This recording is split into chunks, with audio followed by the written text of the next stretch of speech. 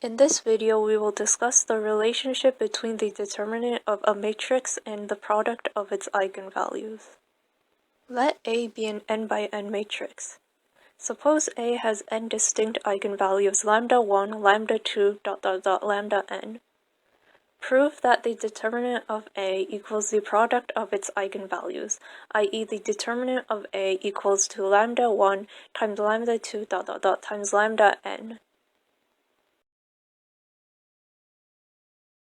Consider the characteristic polynomial p of lambda. Now recall that the eigenvalues lambda I are the roots of the characteristic polynomial p of lambda.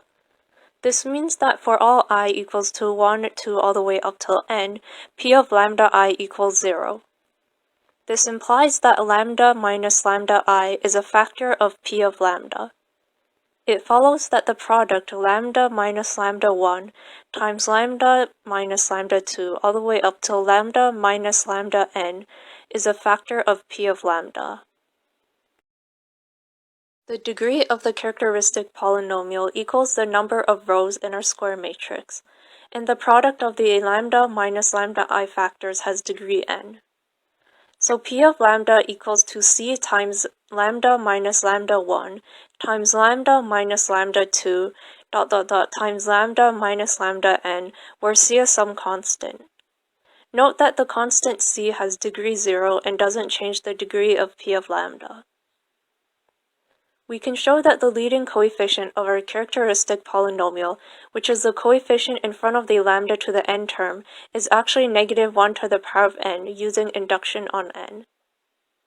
And if we expand out the product c times lambda minus lambda 1, lambda minus lambda 2, all the way up till lambda minus lambda n, you can see that c will be the leading coefficient. This implies that c equals to negative 1 to the power of n. So p of lambda equals to negative 1 to the power of n times lambda minus lambda 1 times lambda minus lambda 2 all the way up to lambda minus lambda n.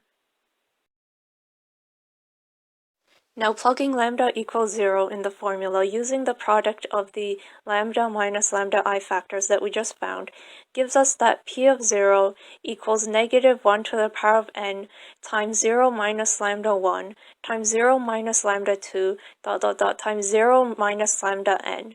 This equals negative 1 to the power of n times negative lambda 1 times negative lambda 2 all the way up till negative lambda n.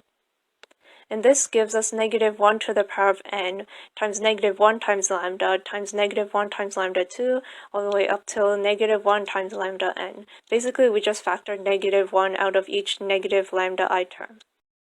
Now collecting all the negative 1 terms that we just factored out of the negative lambda I terms, we have negative 1 to the power of n times negative 1 to the power of n times lambda 1 times lambda 2 all the way up till lambda n. So using exponent rules, we have negative 1 to the power of 2n times lambda 1 times lambda 2 all the way up till lambda n. Using exponent rules, we have negative 1 to the power of 2 to the power of n times lambda 1 times lambda 2 times lambda n. The negative 1 to the power of 2 is just going to give us 1, and we know that 1 to the power of n is just going to give us 1. So p of 0 equals to lambda 1 times lambda 2 times lambda n. Now recall that by definition of the characteristic polynomial, p of lambda equals the determinant of A minus lambda times the identity matrix. So p of 0 equals the determinant of A minus 0 times I, and this is the determinant of A. Since p of 0 equals lambda 1 times lambda 2 times lambda n, and p of 0 equals the determinant of A, it follows that the determinant of A equals lambda 1 times lambda 2 times lambda n. We have shown that if an n by n matrix has n distinct eigenvalues, its determinant is equal to the product of those eigenvalues.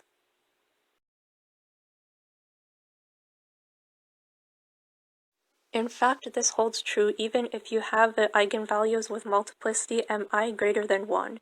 You just have an eigenvalue of multiplicity mi appear mi times in the product, so this means that you'd have to be more careful with notation.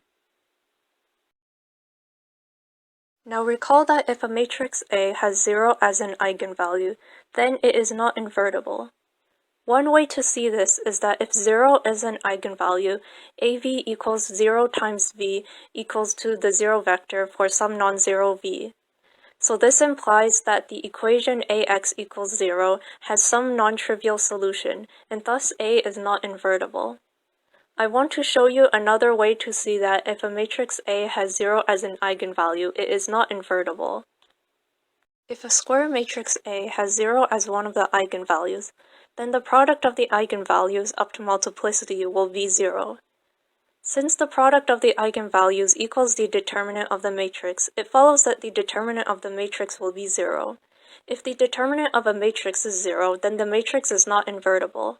So this gives us another way to see that if a matrix has 0 as an eigenvalue, then it is not invertible.